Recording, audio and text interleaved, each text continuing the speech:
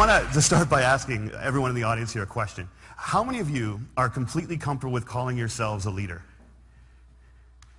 See, I've asked that question all the way across the country, and everywhere I ask it, no matter where, there's always a huge portion of the audience that won't put up their hand.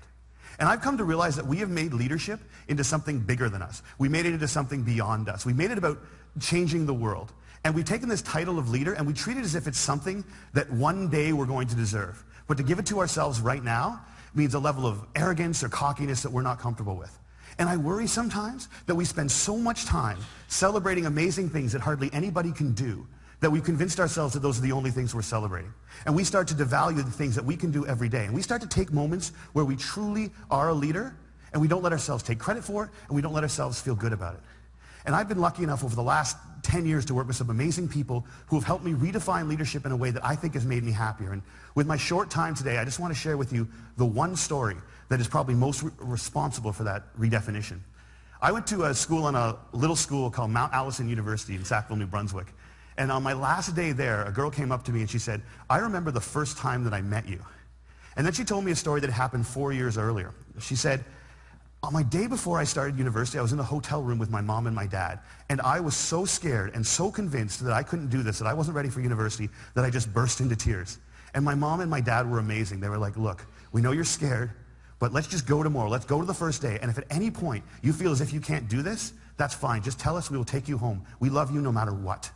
And she says, so I went the next day and I was standing in line getting ready for registration and I looked around and I just knew I couldn't do it. I knew I wasn't ready. I knew I had to quit. And she says, I made that decision and as soon as I made it, there was this incredible feeling of peace that came over me. And I turned to my mom and my dad to tell them that we needed to go home. And just at that moment, you came out of the student union building wearing the stupidest hat I have ever seen in my life. It was awesome. And you had a big sign promoting Shinorama, which is Students Fighting Cystic Fibrosis, a charity I've worked with for years. And you had a bucket full of lollipops. And you were walking along and you were handing the lollipops out to people in line and talking about Shinorama. And all of a sudden, you got to me and you just stopped and you stared. It was creepy. This girl right here knows exactly what I'm talking about. And then you looked at the guy next to me and you smiled and you reached in your bucket, you pulled out a lollipop and you held it out to him. And you said, you need to give a lollipop to the beautiful woman standing next to you. And she said, I have never seen anyone get more embarrassed faster in my life. He turned beet red. And he wouldn't even look at me. He just kind of held the lollipop out like this. And I felt so bad for this dude that I took the lollipop. And as soon as I did, you got this incredibly severe look on your face and you looked at my mom and my dad and you said, look at that. Look at that. First day away from home and already she's taking candy from a stranger. And she said everybody lost it. 20 feet in every direction, everyone started to howl. And I know this is cheesy and I don't know why I'm telling you this. But in that moment when everyone was laughing, I knew that I shouldn't quit. I knew that I was where I was supposed to be, and I knew that I was home. And I haven't spoken to you once in the 4 years since that day, but I heard that you were leaving. And I had to come up and tell you that you've been an incredibly important person in my life, and I'm going to miss you. Good luck. And she walks away, and I'm flattened. And she gets about 6 feet away, she turns around and smiles and goes, you should probably know this too. I'm still dating that guy 4 years later. A year and a half after I moved to Toronto, I got an invitation to their wedding. Here's the kicker. I don't remember that. I have no recollection of that moment. And I've searched my memory banks because that is funny and I should remember doing it. And I don't remember it. And that was such an eye-opening, transformative moment for me to think that maybe the biggest impact I'd ever had on anyone's life, a moment that had a woman walk up to a stranger 4 years later and say, you've been an incredibly important person in my life, was a moment that I didn't even remember.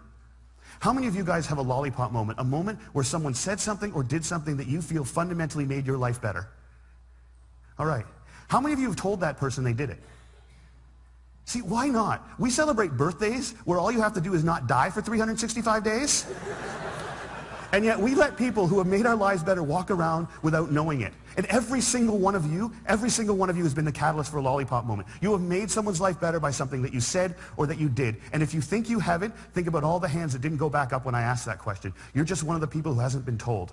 But it is so scary to think of ourselves as that powerful. It can be frightening to think that we can matter that much to other people. Because as long as we make leadership something bigger than us, as long as we keep leadership something beyond us, as long as we make it about changing the world, we give ourselves an excuse not to expect it every day from ourselves and from each other.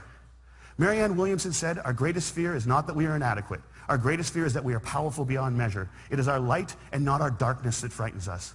And my call to action today is that we need to get over that. We need to get over our fear of how extraordinarily powerful we can be in each other's lives. We need to get over it so we can move beyond it. And our little brothers and our little sisters, and one day our kids, or our kids right now, can watch us start to value the impact we can have on each other's lives more than money and power and titles and influence. We need to redefine leadership as being about lollipop moments. How many of them we create, how many of them we acknowledge, how many of them we pay forward, and how many of them we say thank you for. Because we've made leadership about changing the world, and there is no world. There's only 6 billion understandings of it. And if you change one person's understanding of it, one person's understanding of what they're capable of, one person's understanding of how much people care about them, one person's understanding of how powerful an agent for change they can be in this world, you've changed the whole thing. And if we can understand leadership like that, I think if we can redefine leadership like that, I think we can change everything. And it's a simple idea, but I don't think it's a small one. And I want to thank you all so much for letting me share it with you today.